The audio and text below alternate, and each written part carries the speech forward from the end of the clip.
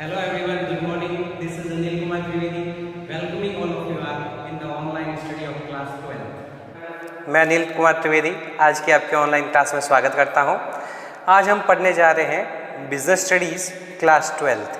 आज शुरू कर रहे हैं अपन chapter number 1 management introduction nature and significance and scope. यानी यहाँ पर हम मैनेजमेंट का इंट्रोडक्शन पढ़ेंगे। मैनेजमेंट होता क्या है, उसका नेचर, उसका किस तरीके का जो उसकी कैरेक्टरिस्टिक्स वगैरह होती है, उसका सिग्निफिकेंस यानी इंपॉर्टेंस, और स्कोप का मतलब अपन मैनेजमेंट कहाँ कहाँ पर अपने लागू होता है उसके बारे में अपन यहाँ पे इस चैप्टर के अंदर पूरी जानकारी लेंगे। तो यहाँ से अपन शुरू करने जा रहे हैं। द कनेक्शन ऑफ टू और more than two is called bond. दो या दो से ज़्यादा लोग मिलकर किसी तरह का बॉन्ड यानी बंध बनाते हैं। As if two atoms are bound to form an apparatus, मतलब जैसे दो एटम्स मिलके एक एपरेटस बनाते हैं।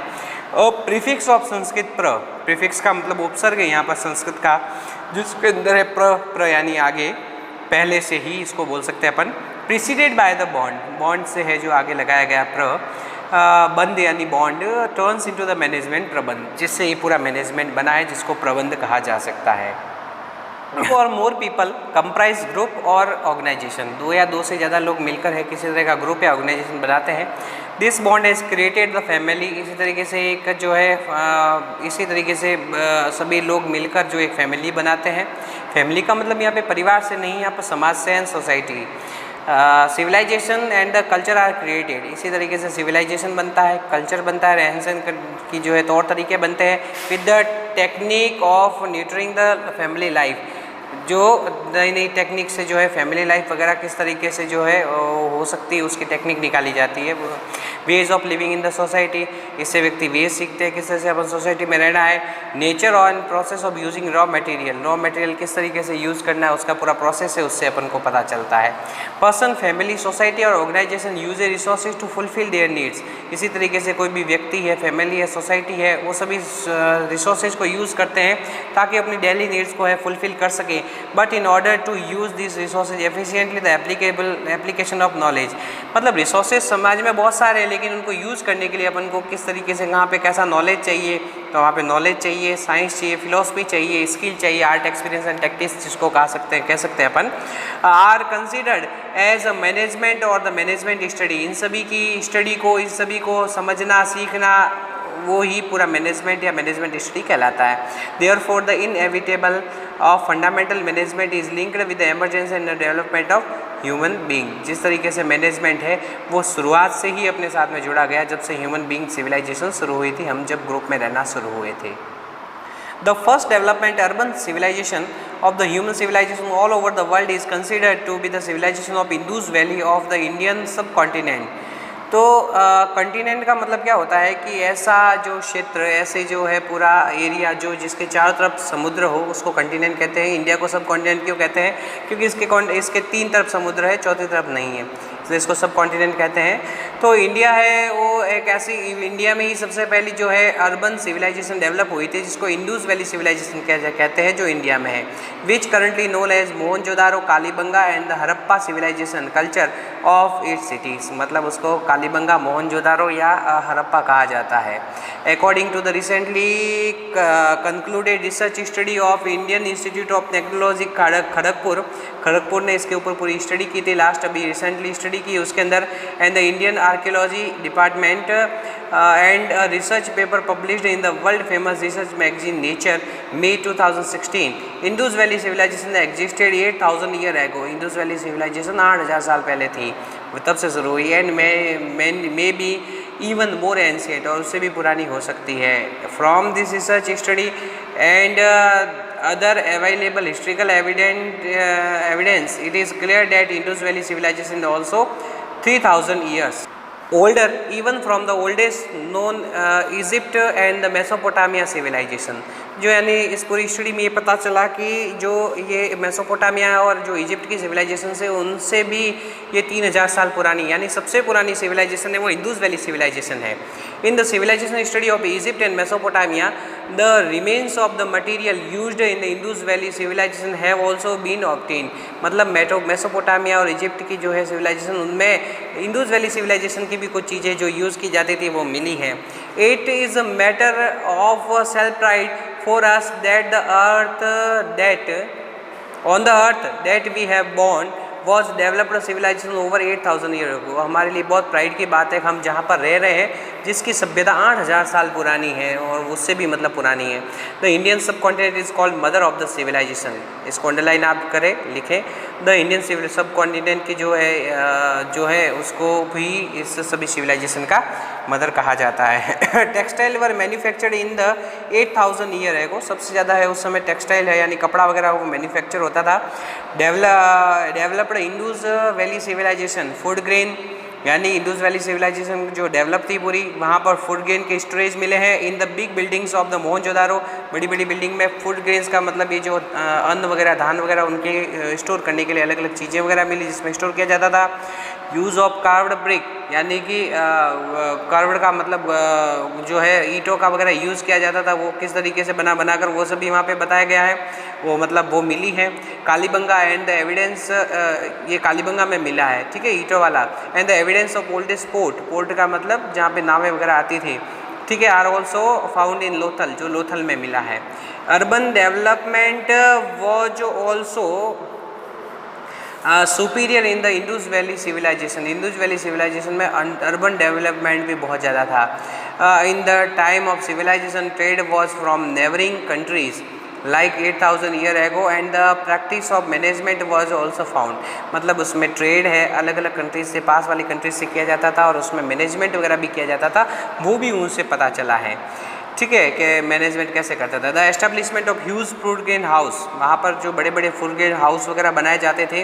गारमेंट मैन्युफैक्चरिंग, गारमेंट किस तरह से मैन्युफैक्चर होते थे, बनाए जाते थे, वो सभी। Lothal port operation can not be considered possible without practising management, यानी कि लोथल पोर्ट को भी ऑपरेट करना, लाने सामान ले जाने के लिए, और इनको छोटी बात नहीं मान सकते, बहुत बड़ी मैनेजमेंट के लिए मतलब ये तरफ इशारा करते हैं। On the seeing the ancient pyramid of Egypt, जब हम पुराने पिरामिड देखते हैं इजिप्ट के, the oldest Hindu temple of Cambodia and many ancient heritage of the world, we are surprised at the details of their construction and use, कि जो किस तरह से उनमें कंस्ट्रक्शन होते थे, किस तरह से उनको यूज़ किया जाता था, ये सभी अपन को पता चलता है इन सभी जगह से। Which means that the use of management was done in the creation and the development of ancient civilization. मतलब पुराने जो है सिविलाइजेशन के डेवलपमेंट में और क्रिएशन में भी इस मैनेजमेंट का पूरा यूज़ किया जाता था। Hence the subject of management is ancient as development of human civilization. जिस तरह से ह्यूमन सिविलाइजेशन जो है डेवलप हुई उस समय से जो है ये पूरा मैनेजमेंट चल रहा है। The resources used in the different period from the stone age, पत्थर का जो समय था जिसमें पत्थर के सब सामान वगैरह यूज़ किए जाते थे उसको स्टोन एज कहा जाता था।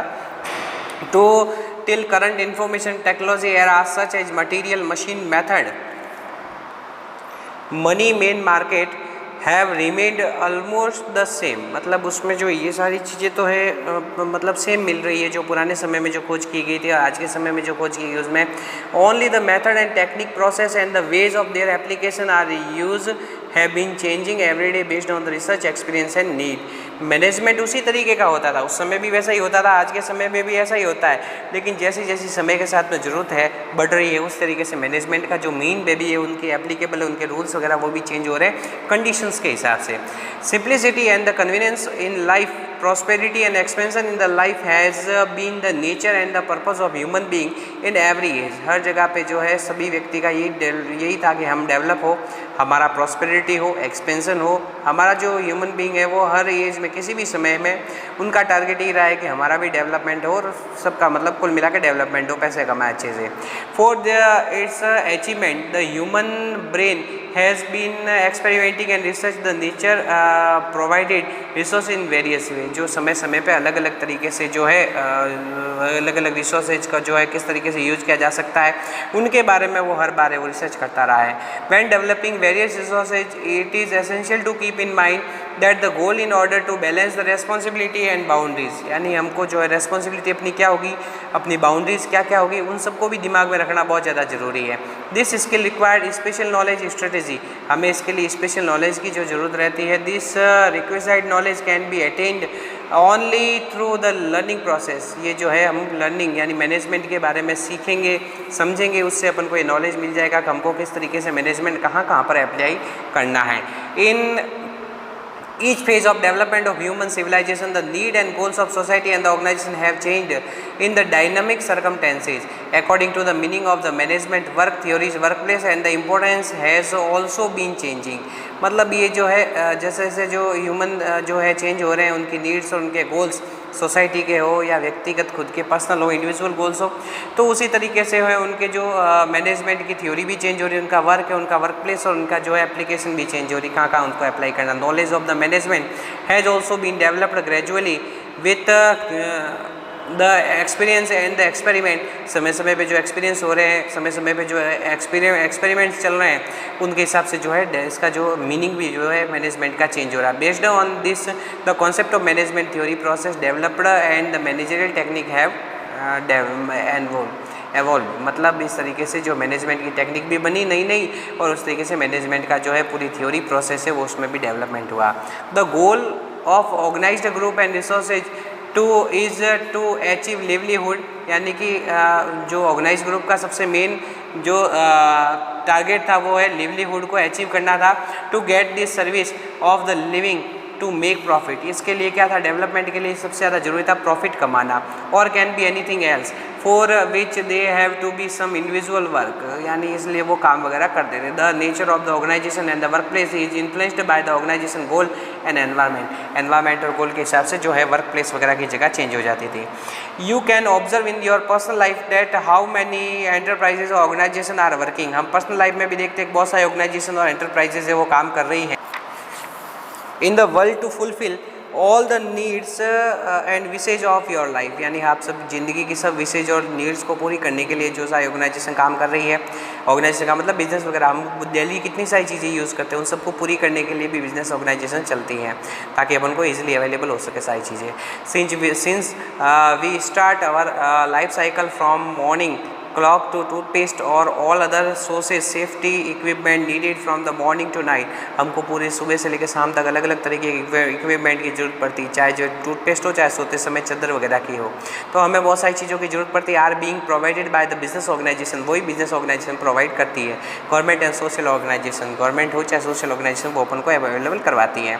All the function such as knowing, सभी फंक्शन, अभी इसका सबसे मेन कंक्लूजन आज के लिए यही है कि all the function such as knowing, understanding, presenting your current and future needs, preparing product service according to your budget, reaching out and arranging sales and then collecting their experience from the customer, these actions are possible due to only element management. यानी कि all the function such as knowing, सभी function जैसे किसी चीज़ को जानना, उसको understand करना, आज की और जो है फ्यूचर की नीड को भी ध्यान में रखना, प्रोडक्ट को प्रिपेयर करना, सर्विस को प्रिपेयर करना, हमारे बजट के हिसाब से कि कौन कौन व्यक्ति उसको खरीद पाएगा, लोगों तक उस चीज़ को पहुंचाना, सेल करना, और उसको पूरे को लोगों से भी एक्सपीरियंस लेना कि आपको क्या चीज़ें वगैरह उनको अवेलेबल की, उनके क्या उसके लिए फीडबैक रहेंगे, उन सबको भी जानना।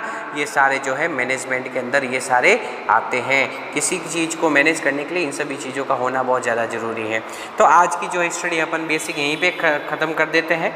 आज की स्टडी अपन यहीं पर समाप्त करते हैं, आगे के लिए अपन नेक्स्ट वीडियो में पढ़ेंगे। आप सभी का बहुत बहुत धन्यवाद। मैं ये आशा करता हूँ आप सभी को बहुत अच्छे से समझ में आ रहा होगा। और किसी तरह की कोई भी समस्या हो तो मेरे पर्सनल नंबर 9460466632 पर संपर्क करें। धन्यवाद।